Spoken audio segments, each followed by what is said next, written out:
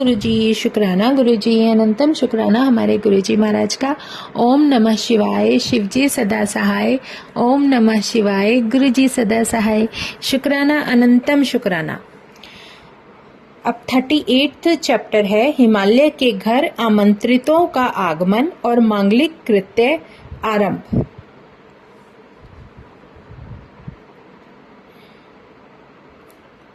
और एक है सप्त ऋषियों के वचन। सप्त ऋषियों के वचन। ब्रह्मा जी बोले, वशिष्ठ जी के ऐसे वचनों को सुनकर हिमालय को बड़ा आश्चर्य हुआ। वह अपनी स्त्री तथा अन्य गणों सहित आश्चर्यचकित होते हुए अन्य सभी पर्वतों से बोले, गिरिराज, हे गिरिय, हे गंधमादन, हे मंदर, मैनाक, विंध्य, हमारे वचन सुनो। जब वशिष्ठ जी ऐसा कहते हैं तब हमारा कार्य ही क्या है। मैं तो यह सोचता हूँ कि अब आप लोग जो निर्णय करें वही ठीक है। तब सुमेरु आदि पर्वतों ने कहा, इस पर तो बहुत कुछ विचार हो चुका है। जब पार्वती शिव के निमित्त ही अवतरित हुई हैं, तब उन्हें शिव को ही देना चाहिए।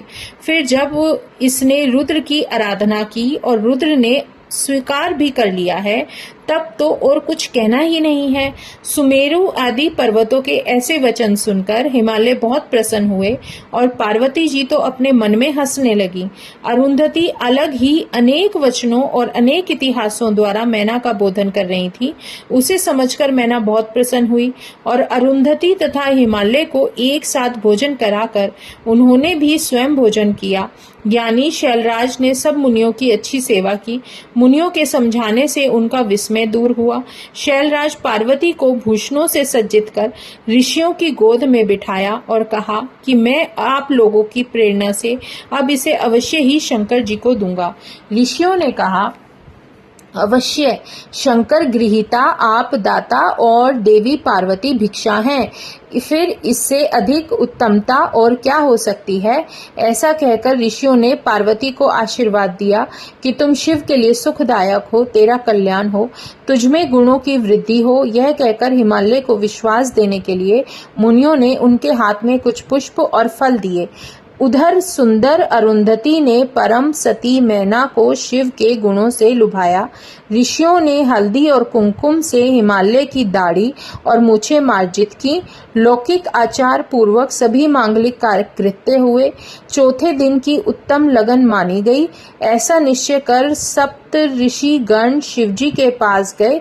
हिमालय और मैना को समझाने वाली अपनी सब कलाएं प्रकट की और शिवजी से उनकी बहुत सी स्तुति कर कहने लगे कि इस प्रकार वे दोनों हिमालय और मैना समझ गए हैं, इसमें कुछ भी संदेह नहीं है। हिमालय ने वचन दे दिया है कि अब वह पलट नहीं सकता। अब आप अपने गणों के साथ लेकर विवाह के लिए जाइए। हे देव, अब आप शीघ्र ही अपने विवाह के लिए हिमालय के घर चले जाइए और यथोक्त पार्वती के साथ विवाह करके पुत्र उत्पन्न कीजिए। यह सुनकर शंकर जी लोकाचार की गति से हंसकर बोले कि मैंने तो कभी विवाह देखा है ना सुना है। जैसी विधि आपने पहले की है वैसी ही विधि कीजिए। शिवजी के इस प्रकार कहने पर ऋषिगण हंसने लगे। फिर बोले, अच्छा, तो अब आप सबसे पहले विष्णु जी को उनके समाज सहित यहाँ बुलाइए, फिर ब्रह्मा जी और इंद्र को बुलाइए। समस्त ऋषियों, गंधर्वों, किन्नरों, सिद्धों, विद्याधरों और अप्सराओं के समाज तथा अन्यों को भी सादर सप्रेम आमंत्रित कीजिए। इन सब के आने से आपका कार्य सिद्ध होगा। शिवजी से ऐसा कहकर सप्तऋषिगण अपने लोक को चले गए। 38 में बताया है हिमालय के घर आमंत्रितों का आगमन और मांगलिक कृत्य आरंभ। नारद जी बोले, हे तात, सप्त ऋषियों के चले जाने पर हिमालय ने क्या किया, वह सब कृपा कर मुझसे कहिए। ब्रह्मा जी बोले, हे मुनीश्वर, अब हिमालय ने अपने मेरु आदि भाइयों को आमंत्रित करके बुलाया तथा सब पुत्रों को बुला हर्षित हो पुरोहित गर्ग जी द्वारा लगन पत्रिका लिखवाई। फिर उसे स्वजनों के साथ शिवजी के पास भेजा तथा उनके साथ अनेक प्रकार की सामग्रियां भेजी। उन्होंने कैलाश में जाकर शिवजी को तिलक किया और वह पत्रिका भी शिवजी को अर्पित की। शिवजी भी उनका सम्मान किया। वह सब प्रकार से प्रसन्न होकर शैलराज के पास आए। शैलराज को बड़ी प्रसन्नता हुई। फिर हिमालय ने प्रसन्न हो अपने उन सब बंधुओं को न्योता भेजा जो उनके देश में स्थित थे। फिर शैलराज ने बहुत सा स्वर्ण संग्रह कराया और विवाह के योग्य सब सामग्रियां एकत्रित की। चावल, चूरा, गुड़ और लवण एकत्र कराकर दूध, घृत और दधी की बावलियां भरवा दी। बहुत सा पिसा हुआ धान्य एकत्रित कराकर ढेर का ढेर लड्डू एकत्रित कराए। पूरी, कचौरी और शर्करा इकट्ठा किया। अमृत, इक्षुरस की बावड़ी भरवा दी। मक्खन तथा आसवों की भी बावड़ी भरवा दी तथा अत्यंत स्वादिष्ट पकवानों के ढेर लगवा दिए। फिर बहुत से अमूल्य वस्त्र और सभी प्रकार के अभिलाषित व्यंजन तैयार किए। अनेकों प्रकार के रत्न और मणि तथा स्वर्ण और चांदी के गहने तथा अन्य भी बहुत सी आवश्यक सामग्रियां प्रस्तुत कराईं। फिर एक मंगलदायक दिन में गिरिराज ने मंगलाचार आरंभ किया और पर्वतों की स्त्रियां पार्वती का श्रृंगार संस्कार करने लगी। नागरिक ब्राह्मणों की स्त्रियों ने लोकाचार किया। सुंदर मांगलिक उत्सव आरंभ हुआ। हिमालय ने प्रसन्न होकर मंगलाचार किया। सबको शिवजी के आगमन की उत्कंठा होने लगी। आमंत्रित बंधुओं का समाज जुट गया। सभी अपनी स्त्रियों और पुत्रों सहित हिमालय के घर आए। अनेकों प्रकार के वस्त्र आभूषणों से युक्त थे। वे सभी अनेक पर्वत अपनी स्त्रियों और प्रजातिकों सहित बहुत सी मणि रतन लेकर शिवाशिव का विवाह देखने हिमालय के घर आए। शोण, भद्रादिक सभी नद और अनेक नालों से युक्त सभी नदियां अपना दिव्य रूप धारण कर शिवजी का विवाह देखने हिमालय के घर आई। गंगा तो महाप्रसन्न हो अनेकों प्रकार के आभूषण धारण करके अपने दिव्य रूप में हिमालय के घर आई। नर्मदा, महाकोदा, सरिद्वारा, रुद्रकन्या ये सभी नदियां बड़े प्रेम से शिव का विवाह देखने आई। इनके आगमन से हिमालय की दिव्यपुरी व्याप्त हो गई। ध्वजा और तोरणों से महा उत्सव होने लगा। हिमालय यथा योग्य उत्तम स्थान देकर सबको संतुष्ट किया। 39th चैप्टर है विश्वकर्मा द्वारा हिमालय के घर की कृत्रिम रचना। ब्रह्मा जी बोले, हे मुनि सत्तम, इस प्रकार उस परमानंद विवाहोत्सव को आरंभ करने के पूर्व हिमालय ने अपने सारे नगर को अच्छी तरह सजाया। सभी मार्गों सहित राज्य मार्ग तथा संपूर्ण राजसदन का सुंदर सजावट किया। विश्वकर्मा को बुलाकर हिमालय ने सुंदर ब्याह मंडप की रचना कराई। अनेकों लक्षणों से आश्चर्य युक्त 10,000 योजन चौड़ा वितान बनवाया, जो स्थावर जंगम सभी के लिए बड़ा ही मनोहर था और जिनमें अनेक प्रकार की चमत्कृत वस्तुएं लगी हुई थी। स्थावर की रचना ने जंगम को और जंगम की रचना ने स्थावर को जीत लिया था। इसी प्रकार जल की रचना ने भूमि की और भूमि की रचना ने जल को जीत लिया था। कृत्रिम सिंह, कहीं सरसों की पंक्ति और कहीं कृत्रिम मोर बने हुए थे। कहीं स्त्रियां पुरुषों के साथ नृत्य करती थीं और इस प्रकार वह सभी कृत्रिमतः दर्शकों का मन आकर्षित करता था। विश्वकर्मा की उस मोहक रचना ने सबको मोह लिया। उसने बड़े ही अद्भुत, सुंदर, कांतिमान और सुखदायक बड़े ही सुंदर मंच बनाए। क्षण भर में विश्वकर्मा ने स्वयंभू के निवास के लिए बड़े ही दीप्तिमान और अद्भुत 7 लोक बनाए। इसी प्रकार विष्णु के लिए बैकुंठ नामक स्थान और उनके लिए भी एक परम अद्भुत घर का विश्वकर्मा ने ऐसा निर्माण किया जिसमें सभी प्रकार की ऐश्वर्य विद्यमान थे। फिर लोकपालों के लिए सुंदर घर और बड़े प्रेम से सभी प्रकार की दिव्य अद्भुत रचनाएं की। देवताओं के क्रम से सभी के लिए सुंदर घरों का निर्माण किया। शिवजी के संतोष के लिए विश्वकर्मा ने क्षण भर में ही अलग एक सुंदर और अनुपम स्थान की रचना की। इस प्रकार सभी लौकिक रचनाएं कराकर हिमालय शिवागमन की प्रतीक्षा करने लगे। हे नारद, यह तुमसे हिमालय के घर का वृत्तांत कहा। कहो तो इसके आगे और क्या सुनना चाहते हो। अब 40th है 40वां अध्याय। इसमें है देवागमन एवं देवकृत्य का वर्णन। नारद जी बोले, हे तात, हे महाभाग, हे करुणानिधे, आपको नमस्कार है जो कि आपने मुझे यह अद्भुत कथा सुनाई है। हे विष्णु शिष्य, अब मैं आपसे सर्व पाप नाशक शिवजी के मंगल विवाह को सुनना चाहता हूँ। कृपा करके आप कहिए कि शंकर जी ने विवाह की पत्री पाकर क्या किया। परमात्मा शंकर की इस कथा को मुझे सुनाइए। ब्रह्मा जी बोले, हे वत्स सुनो। शंकर जी उस लग्न पत्रिका को पाकर हंसने लगे और उसे लाने वाले मुनियों का सम्मान सम्मान करके बोले कि आप लोगों ने यह अच्छा कार्य किया है, मैंने इस विवाह को स्वीकार किया, अब आप लोग भी मेरे विवाह में अवश्य आए। यह सुनकर ऋषिगण प्रसन्न हो अपने लोक को चले गए और लीलाधारी प्रभु ने हे मुनि तुमको स्मरण किया। तुम शीघ्र ही वहां पहुंचे और बार बार जय जय शब्द करते हुए तुमने शिवजी की बड़ी स्तुति की और आज्ञा मांगी। तब शंकर जी ने प्रसन्न होकर तुमसे कहा कि हे मुनि श्रेष्ठ, तुम्हारी आज्ञा से जो देवी पार्वती ने महान तप किया था उससे संतुष्ट होकर पति वरण का मैंने उसे वर दे दिया था। अब भक्तिवश उससे विवाह करूंगा। आज के 7वें दिन विवाह है। मुझे लौकिक गति का अनुसरण करके एक महान उत्सव करना है। शंकर जी के इस वचन को सुनकर नारद जी बोले कि हे प्रभु, आप तो भक्तों के वश में रहने के व्रती हैं।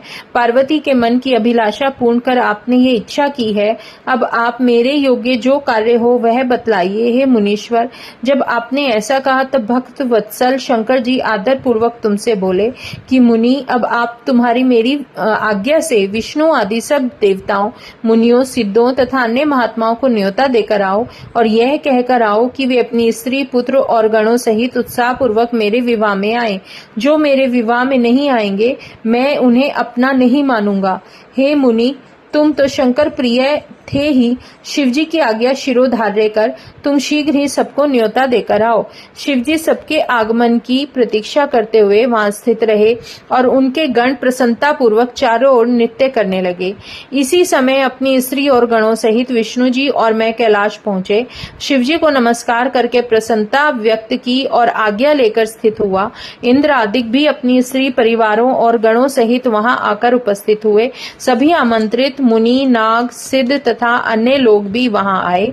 शंकर जी ने प्रेम पूर्वक सबका पृथक पृथक यथोचित सम्मान किया। सभी देवताओं के स्थानों में विविध नृत्य होने लगे और उस प्रकार कैलाश पर विचित्र उत्सव आरंभ हो गया। शिवाज्ञा और मेरी प्रेरणा से यह शंकर जी का कार्य है, ऐसा विचार कर सभी शंकर जी की सेवा करने लगे। उस समय सातों माताएं प्रसन्न होकर भगवान शंकर का यथा योग्य दूल्हा वेश बनाने लगी। शिवजी का वेश तो स्वभावतः सुंदर था ही और सजावट करने पर तो और भी सुंदर हो गया। सिर पर मुकुट के ऊपर चंद्रमा और तिलक के स्थान पर सुंदर तीसरा नेत्र शोभित हुआ। दोनों कानों पर 2 सर्प कर्णभूषण बने तथा नाना रत्नों से युक्त उनके कुंडल तथा अन्य अंगों में सर्पों के अंगाभरण और सभी रत्न शोभित थे। गज चर्म का दुकूल तथा चंदन आदि से उत्पन्न एक प्रकार का अंग राग हो गया था। इस प्रकार भगवान शंकर का वह सुंदर रूप वर्णन नहीं किया जाता था, क्योंकि वे साक्षात ईश्वर ही थे। उन्होंने सभी ऐश्वर्य धारण किए थे। तब उनको इस प्रकार सज्जित हुआ देख देव पक्ष के दानवों, नागों और अप्सराओं ने आकर शंकर जी से प्रसन्नता पूर्वक यह कहा कि हे महेश्वर, अब आप विवाह के लिए गमन कीजिए और पार्वती सहित तुम हम सब पर कृपा करो। विष्णु जी ने भी कहा कि हे प्रभु, अब आप गृह सूत्र की विधि से पार्वती के साथ विवाह करने योग्य हो गए हैं। इस रीति से विवाह करने से आपकी यही रीति लोक में विख्यात होगी। हे नाथ, अब मंडल की स्थापना कर नंदी मुखी श्राद्ध कीजिए और कुल परंपरा के अनुसार सब कुछ प्रेम पूर्वक लोक में अपना यश स्थापित कीजिए। विष्णु जी के अनुसार शिव जी ने सभी विधियां संपन्न की। मुनियों ने प्रेम पूर्वक सभी कृत्य कराए। कश्यप, अत्रि, वशिष्ठ, गौतम और बृहस्पति, कण्व, जमद, अग्नि, पराशर, मार्कंडेय, शिलापक, अरुणपाल, अकृत, ब्रह्म, अगस्त्य, च्यवन, गर्ग, शिलाप, दधीचि, उपमन्यु, भरद्वाज, अकृत, प्रण, पिप्लाद, कुशिक, कौत्स और शिष्यों सहित व्यास जी तथा मुझसे प्रेरित और सभी मुनियों ने शिवजी के समीप जाकर विधि पूर्वक सब और कार्य कराए। सभी ने कौतुक कर शंकर जी की रक्षा की। ऋक, यजु और सामवेद के सूक्तों तथा और भी अनेक स्त्रोतों से अनेक प्रकार के मांगलिक कार्य किए। विघ्नों की शांति के लिए मैंने और विष्णु जी तथा शिव जी ने भी ग्रहों तथा मंडलस्थ देवताओं की पूजा की। इस प्रकार के लौकिक वैदिक कृत्य कर शिव जी ने संतुष्ट हो सब ब्राह्मणों को प्रणाम किया और सब ब्राह्मणों तथा देवताओं को आगे प्रेम पूर्वक कैलाश की से यात्रा की शुरुआत की। गाने बजाने का महान उत्सव हुआ और इस प्रकार बारात की यात्रा शुरू हुई। जय गुरु जी, शुक्राना गुरु जी। पार्वती खंड के 40 अध्याय पूरे हो गए हैं। इसमें अब है 41th बारात की यात्रा, जहां पर की बारात चल पड़ी है। ब्रह्मा जी बोले, अब शिवजी ने अपने नंदी आदि सब गणों को बुलाकर प्रसन्नता पूर्वक अपने साथ चलने की आज्ञा दी। सभी गुणराज अपनी अपनी सेना लेकर चल पड़े। सभी प्रधान गणों ने अपने साथ असंख्य असंख्य और करोड़ों करोड़ों गणों को साथ लेकर विविध रूपों से शंकर जी के विवाह में प्रस्थान किए। सभी गणराज सहस्रों हाथ वाले, जटा मुकुटधारी, मस्तक पर चंद्र रेखाधारी, नीलकंठ और त्रिनेत्र थे। सभी रुद्राक्ष धारण किए तथा सद्स्म को धारण करने वाले, जो भस्म होती है उसको धारण करने वाले, हार, कुंडल, केयूर और मुकुट आदि से अलंकृत थे। विष्णु, इंद्र और मुझ ब्रह्मा के गण अलग ही कांतिमान और अणिमादिक गुणों से युक्त थे। कोई भूमि पर चलने वाले, कोई आकाश में उड़ने वाले और कोई पाताल में विचरने वाले तथा कोई सातों स्वर्ग में चलने वाले थे। अधिक इससे क्या कहूँ, सभी लोक में रहने वाले गण शंकर जी के विवाह उत्सव में सम्मिलित हुए। इस प्रकार सब गणों से युक्त शंकर भगवान अपने विवाह के लिए हिमालय के नगर में जा पहुंचे। तब उनको वहां पहुंचा हुआ जानकर शत्रुओं को भयभीत करने वाली चंडी, रुद्र की भगिनी प्रसन्न होकर सब प्रेम वहां आई।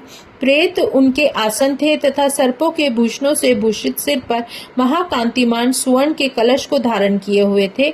उसने अपने करोड़ों गणों के साथ वहां आकर प्रीति पूर्वक कुतूहल और उपद्रव करना आरंभ कर दिया। उनके पीछे रुद्र के 11 करोड़ प्रियगण डमरू और भेरी तथा शंखों के शब्द कर रहे थे, जिससे तीनों लोग व्याकुल हो गए। दुदुम्भी के शब्दों से भी और भी कोलाहल होने लगा, जिससे सारा अमंगल दूर होकर सारा जगत मंगल रूप हो गया। उन सब के पीछे सब देवता उत्साहित होकर चलते थे। उनके पीछे लोकपालों और सिद्धों का समुदाय था तथा सबके मध्य में बड़ा विशाल छत्र धारण किए अपने गणों सहित भगवान विष्णु गरुड़ पर शोभायमान हो रहे थे। उनके साथ वेदों तथा शास्त्रों से मूर्तिमान मैं मतलब ब्रह्मा जी, मैं भी उसी मार्ग में शोभित हुआ। इंद्र भी अपने गणों सहित ऐरावत पर आरूढ़ नाना प्रकार के आभूषणों से युक्त शोभित थे। उत्कंठा युक्त संपूर्ण ऋषि भी शिवजी के विवाह में जाते हुए शोभित हो रहे थे। इस प्रकार अनेकों भूत, प्रेत, बेताल, ब्रह्म, राक्षस, यातुधान और शाकिनी, प्रमथादि, तुम्बरू सहित नारद जी, हाहा हुहू नामक श्रेष्ठ गंधर्व और सभी किन्नरगण बड़ी प्रसन्नता से अनेक प्रकार के बाजे बजाते हुए चल रहे थे। संपूर्ण जगत की माताएं तथा देवताओं की कन्याएं, गायत्री, सावित्री तथा लक्ष्मी और संपूर्ण देवताओं की स्त्रियां शिवजी के विवाह में प्रसन्नता पूर्वक चली। इसके साथ शुद्ध स्फटिक मणि के समान उज्जवल अत्यंत सुंदर बैल पर आरूढ़ भगवान शंकर जी मार्ग में चलते हुए परम शोभा को प्राप्त हो रहे थे। नारद जी, यह मैंने शिवजी की वर यात्रा कही है। अब हिमालय के घर के सुंदर वृतांत को सुनो। जय गुरु जी, शुक्राना गुरु जी। अब बारात वहां पर पहुंच रही है। 41th चैप्टर हो चुके हैं।